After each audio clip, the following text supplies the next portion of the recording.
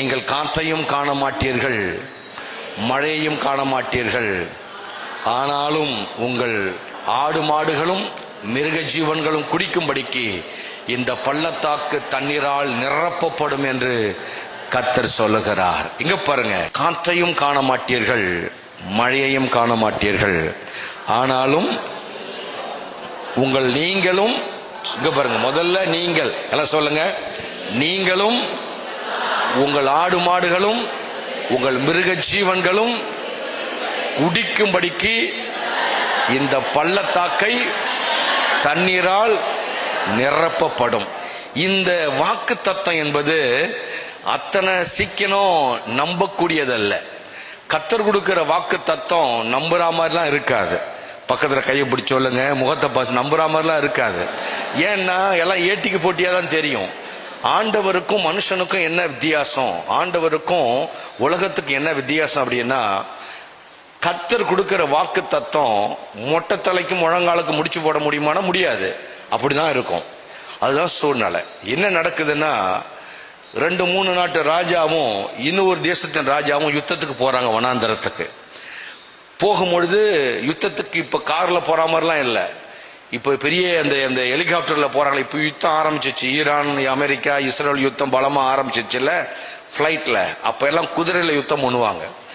போகும்பொழுது யுத்தத்துக்கு போகும்பொழுது நடு சென்ட்ரல்ல காட்டுல வனாந்தரத்துல சிக்கிட்டாங்க. தண்ணி இல்லை, குடிக்க தண்ணி இல்லை. அப்போ என்ன பண்ணலாம் அப்படின்னு எல்லாரும் சிரமப்படுறாங்க. தண்ணி இல்லைன்னா முதல்ல நம்ம பிடிக்கிறதே கஷ்டம். இதே நம்ம கூட்டிட்டு போயிருக்கிற யுத்த குதிரைகள் இருக்குது, ஆடு மாடுகள் இருக்குது, இவ்வளவும் குடிக்கணும். குடிச்சாதான் யுத்தம் பண்ண முடியும். தண்ணி இல்லையே, என்ன செய்யலாம் அப்படின்னு ஏங்கும் பொழுது இஸ்ரவேல் ராஜா சொல்றாரு, இந்த பக்கத்துல ஒரு தீர்க்கதரிசி இருக்கிறாரு, அவர் பேர் என்ன, எலியா. அவர்கிட்ட போய் கேட்போன்ன உடனே அவர் மூலமா கர்த்தர் சொல்றாரு ஒரு வார்த்தைய, நீங்க போங்க. அதுக்கு மேல் வசனம் 16 வசனத்தை படிச்சு பாருங்க, யாராவது படிங்க. நீங்க போய் கர்த்தர் உரைக்கிறது என்னவென்றால், இந்த பள்ளத்தாக்கிலே எங்கும் வாய்க்கால்களை வெட்டுங்கள். என்ன கவனிங்க, வாய்க்காலை வெட்டுங்க.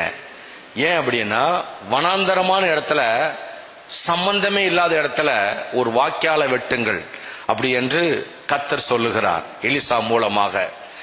இது என்னது, தண்ணி கிடைக்கும்னு பார்த்தா இவன் வாய்க்காலை வெட்ட சொல்றான். ஆண்டவர் ஒரு சொம்பு தண்ணியை கொடுத்துட்டா குடிச்சிட்டு போயிடுவோம். ஆண்டவர் அந்த டீமையே திருப்தியாக்க பார்க்கிறார்.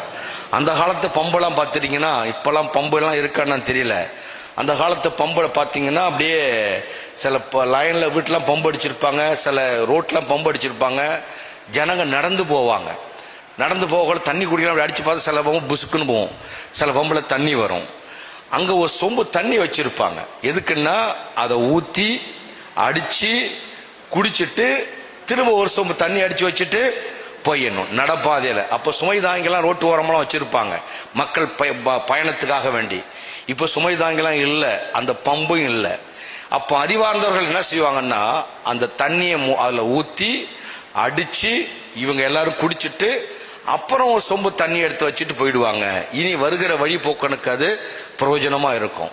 ஆனா சில சுயநலக்கார முட்டாள்கள் என்ன பண்ணுவான்னா, அந்த தண்ணி எடுத்து அப்படியே குடிச்சிட்டு அவன் போயிடுவான். ஏன்னா அவனுக்கு ஏன் அந்த சொம்பு வச்சிருக்காங்கன்னு தெரியல.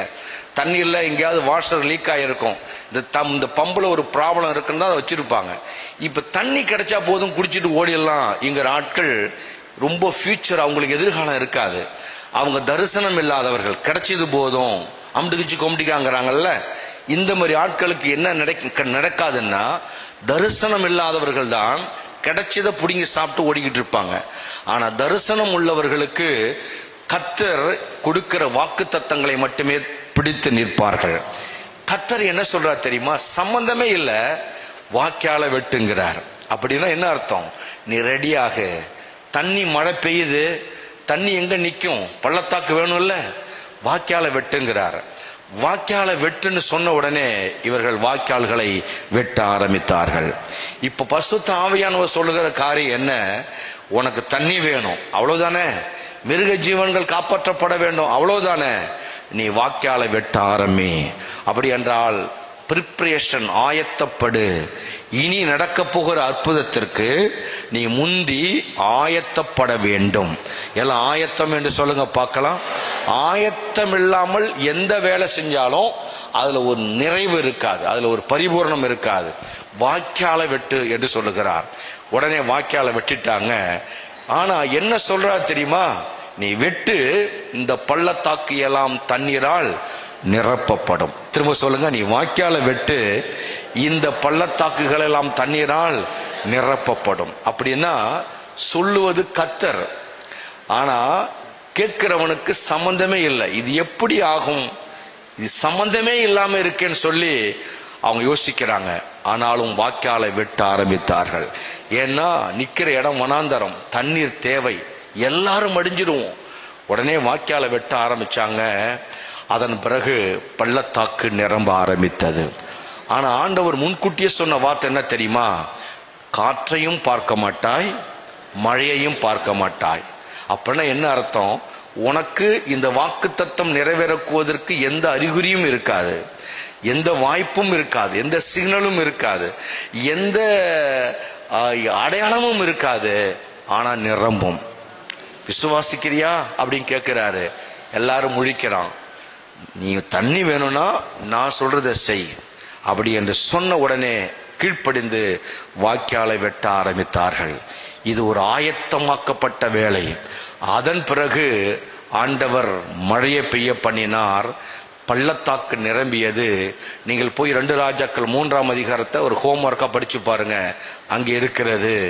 எல்லாரும் தண்ணீர் குடித்து முடிச்ச பிறகு 18ஆம் வசனத்துல ஆண்டவர் விளக்கம் சொல்றாரு. நீங்க சந்தேகப்படுறீங்க, 18ஆம் வசனம் படிங்க. கர்த்தரின் பார்வைக்கு அற்ப காரியம். எல்லாம் சொல்லுங்க பாக்கும். இந்த ஒரு வார்த்தையை மட்டும் அறிக்கை பண்ணுங்க. அற்ப காரியம். எது? வனாந்தரத்துல மேகமும் வராது, காற்றும் வராது, வாய்க்கால்கள் நிரம்பிடும். இது எப்படி ஆகும் நீ நினைக்காத.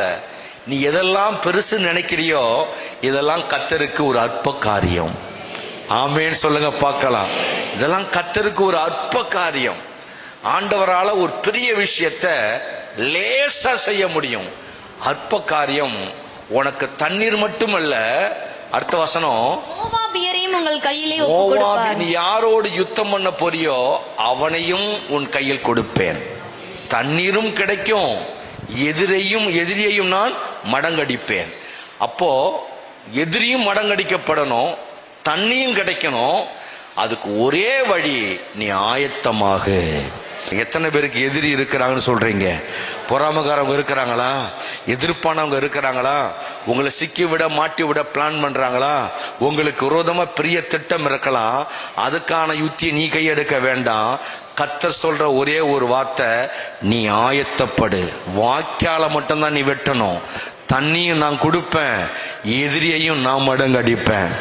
இந்த ஒரே கல்ல 2 மாங்காய் அடிச்சிருவார் ஆண்டவர். ஆமேன்னு சொல்லுங்களேன். ஒரே கல்ல 2 மாங்காயை கர்த்தர் அடிச்சு தூக்கணும் அப்படின்னா ஒரே ஒரு வழிதான் இருக்கு. நீ ஆயத்தப்பட வேண்டும். என் ஆண்டவர் என்னை சந்திக்க எப்ப வேணாலும் வருவார், எனக்கான வாசல் எப்ப வேணாலும் திறக்கும். ஆனால் ஆண்டவர் என்னை இப்பொழுது ஆயத்தப்பட சொல்லிவிட்டார். கையை உயர்த்தி ஒரு ஆமேன்னு சொல்லுங்களேன். ஆயத்தமாக்கப்பட்ட பிள்ளைகளையும் ஆயத்தம் இல்லாத பிள்ளைகளையும் அந்த குடும்பங்களையும் பார்த்தாலே நமக்கு தெரியும். ஆமென். அப்போ ஆயத்தம் இல்லாத எந்த ஒரு பாத்திரமும் தேவனுடைய ஆசீர்வாதத்திற்கு தகுதியில்லாத ஒன்று. பிஃபோரா, முன்கூட்டியே நீங்கள் எந்த ஒரு ஆசீர்வாதம் உங்களுக்கு தேவை என்றாலும் நீங்கள் ஆயத்தப்பட்டு விட வேண்டும். எத்தனை பேர் கையை உயர்த்தி ஆமாங்கிறீங்க? நீ ஆயத்தப்படு. கர்த்தர் சொல்றாரு, நீ வாய்க்காலை வெட்டு, நீ காற்றையும் பார்க்க மாட்ட, மழையும் பார்க்க மாட்ட. தண்ணி எப்படி வரும்? இதெல்லாம் நம்ம கற்பனை இல்லை. இது எப்படி நடக்கும்? இதெல்லாம் நம்ம கற்பனை இல்லை. மரியாள் ஏற்கனவே ஆயத்தமாக்கப்பட்டிருந்தாங்க. ஏற்கனவே யோசேப்பு ஆயத்தமாக்கப்பட்டிருந்தார். ஏற்கனவே அன்னாள் ஆயத்தமாக்கப்பட்டிருந்தார்.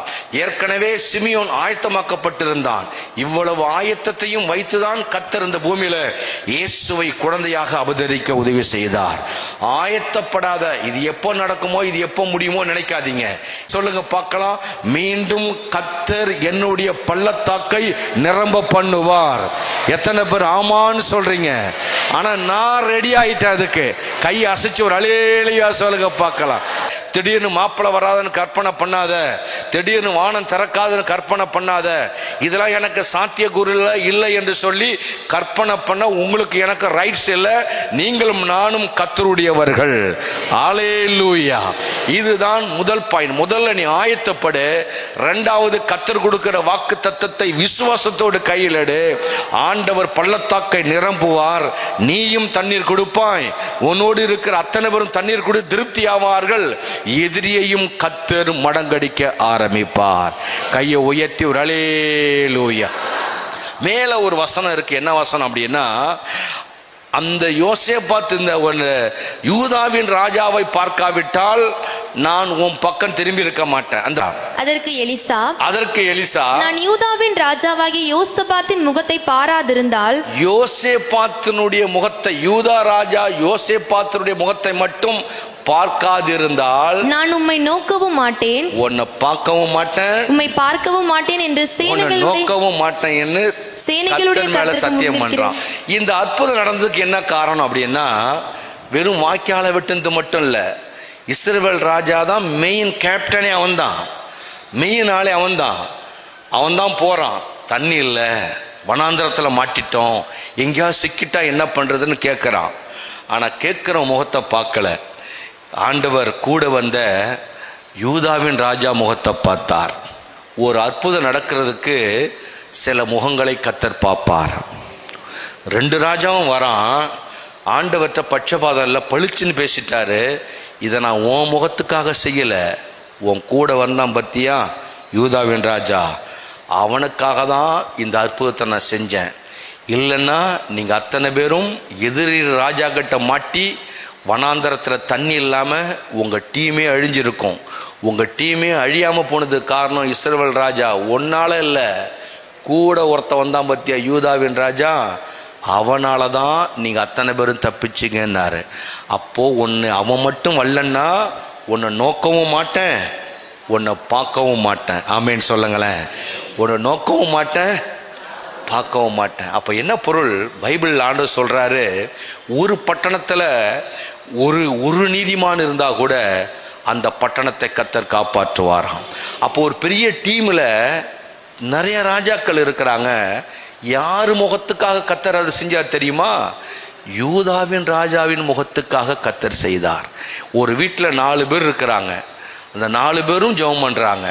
ஒரு வீட்டில் அற்புதம் நடக்குதுன்னா 4 பேரும் பெர்ஃபெக்டாக இருக்கணுங்கிற அவசியம் இல்லை.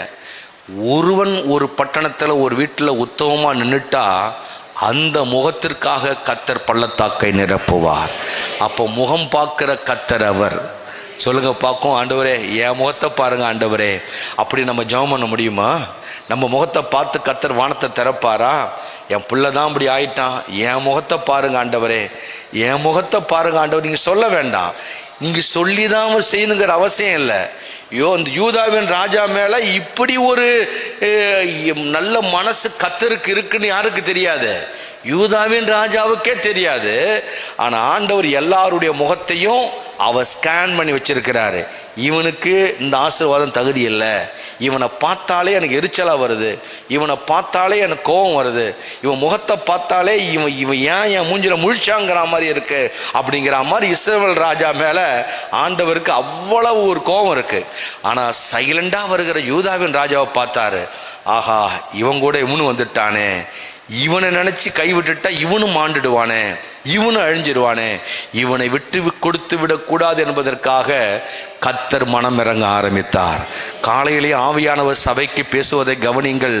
நம்முடைய முகத்தை கர்த்தர் பார்க்கும் பொழுது இந்த முகத்துக்காக எதையாக ஒன்று செய்தாக வேண்டும் என்று கர்த்தர் மனம் இறங்குகிற அளவுக்கு நம்முடைய முகம் தேவனுக்கு பிரியமானதாக இருக்க வேண்டும். எத்தனை பேர் ஆமான்னு சொல்றீங்க? இப்போ இந்த மாதம் பள்ளத்தாக்கு நிரம்பும், தண்ணீரை குடிப்பீங்க, மகிழ்ச்சியாக இருப்பீங்க. தண்ணீர் என்பது பசுமை, செழிப்பு, அது வறட்சி நீங்கி ஒரு வாழ்வு. ஆண்டவர் அதை செய்ய வேண்டும் என்றால் நாம் செய்ய வேண்டியது ஆயத்தம், நாம் செய்ய வேண்டியது விசுவாசம். யாருடைய முகத்தை வைத்து கர்த்தர் ஒரு குடும்பத்தில் அற்புதம் செய்ய முடியும்? கணவன் மனைவி 2 பேர் இருக்கிறாங்க. கணவன் ரொம்ப மோசமா இருக்கிறாரு. மனைவி முகத்தை பார்த்து கர்த்தர் அந்த கணவனை காப்பாற்றுவார்.